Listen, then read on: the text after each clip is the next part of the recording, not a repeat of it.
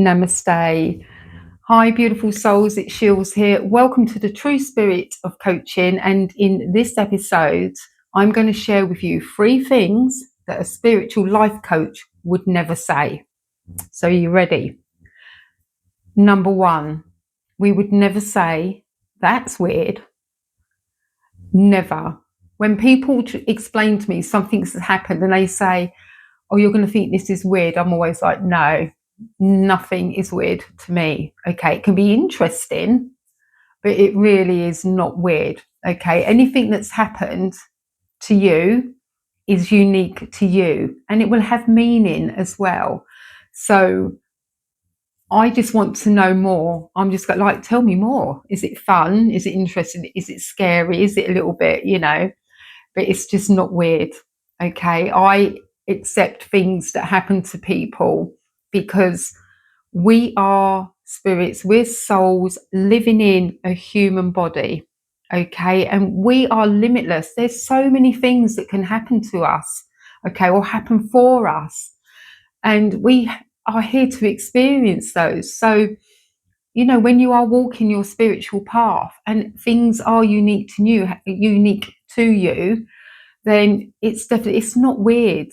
It's just fun and exciting, and it's your journey, and it's up to you how you embrace what you're getting. And if you're wanting to share something, and this is the trouble, this is why people are stuck in a spiritual closet. It's because they feel that they're scared of talking about something that's happened because they think, oh, it's weird to them, it's going to be weird to somebody else. And it's not. There's so many people that have probably gone through similar things that you have gone through. Okay. And trust me, it is not weird. I just find it amazing, enlightening. When people are having that awakening moment, things just sort of start to drop in. And at that moment, that's like, did that happen? But then when you're trying to explain it to somebody and you think like, am I going crazy? Is this weird? What's going on? But sharing it with me, when I've had people say to me, I'm going to find this weird, I'm like shaking my head before they've even told me what's happened, because you just have to embrace whatever it is and it's unique for you. Okay. So the second thing that we would never say is, you're doing it wrong. Okay, every step is part of your own journey. If you're starting to open up and work spiritually, yes, there can be guidelines of, how you can work, learning to protect yourself, ground yourself, opening yourself up. People have little rituals that they like to do, but everything that you want to do has to feel right for you. You have to use your instinct, your own intuition of something that's working right for you. Okay, for example, opening up, setting the intention to work with spirit. Yes, maybe do some meditations to get you into that calm state. Okay, you want to be in a lovely sacred place, preferably no distractions or disruptions, and just getting into that lovely zone of knowing that you're going to connect spiritually. You're going to be getting on that frequency to work with spirit. Okay, I hope that makes sense. So an opening up can be doing some breath work. Some people will take an in-breath of a count to 5, hold it for 5, release for 5 or a bit longer, and then hold again for 5 before they take another in-breath. And some people do it for 4 seconds. Okay, so there is no right or wrong. It's how you feel that you're doing it. Is it comfortable for you? Does it feel right for you? I've been to many circles and spiritual courses, and everyone is different of how we get into that state, into the theta state, into the zone of working spiritually. Some people feel like, oh no, I've got to be in this room, I've got to face the east, I've got to have this candle burning, I've got to have this incense burning. And yet, and it can take them a while to get into that state. Okay, and that's fine for them if that's what works for them. Okay, it may work for you, I've tried different things, but I know people that have just, they can literally sit down, take a deep breath, go like that, call in spirit, say, spirit guides, please come in. I want to work with you. Words to that effect. Or I'm open and ready to receive work. And, within 30 seconds, they're connected. Okay. So that's what works for them. And then at the end of working, you remember to clock off. It's like you're finishing that session. So there is a thing about, closing down, thanking the spirit that's come in to work with you, letting them know that they can now go back until you call upon them again and give them permission again to come in and work with you. Okay. But there are all different things, different methods.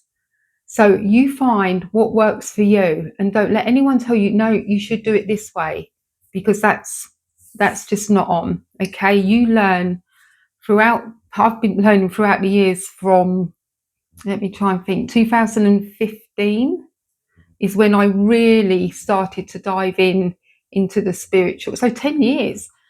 And I have tried different things, and some things work and some things don't. Okay. Some people like to just go outside. Oh, I've got to be out in nature when I connect.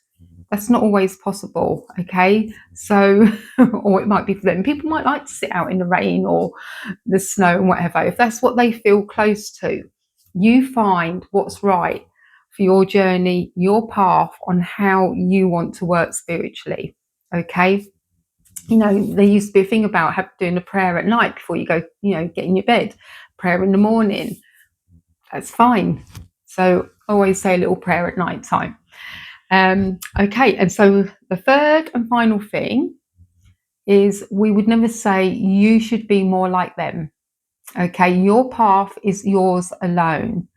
You have to be authentic to you. So if somebody says, oh, you should do it this way and you should be like them. No, you are a unique individual. Okay. And again, it's about what's doing right for you. There's nothing wrong from aspiring to be like somebody else. It's like, oh, they've built this all up, I need to learn from them. Yes, learn from somebody, but don't try to live like their life. Don't try to mirror them completely. It's like learning from different teachers. Okay. You just take snippets, and again, it's what works for you. Okay. Never should you be more like somebody else. Okay. And that goes to say, not just when you're working spiritually, but even just in relationships. Parents, when they've got children, have you ever been told you should be more like your sister, or you're more like your brother? No, you are unique. They probably need to be more like you. Just joking. Okay, so no, you are who you are. So just be you and keep doing you. All right, be authentic. Enjoy the different things that you love. Embrace things that are coming to you. There is nothing wrong with learning from other people. It's fine. Okay, so I hope that you've enjoyed this little snippet of the 3 things that we would never say, and definitely I would never say. Okay, just be you. Nothing's weird.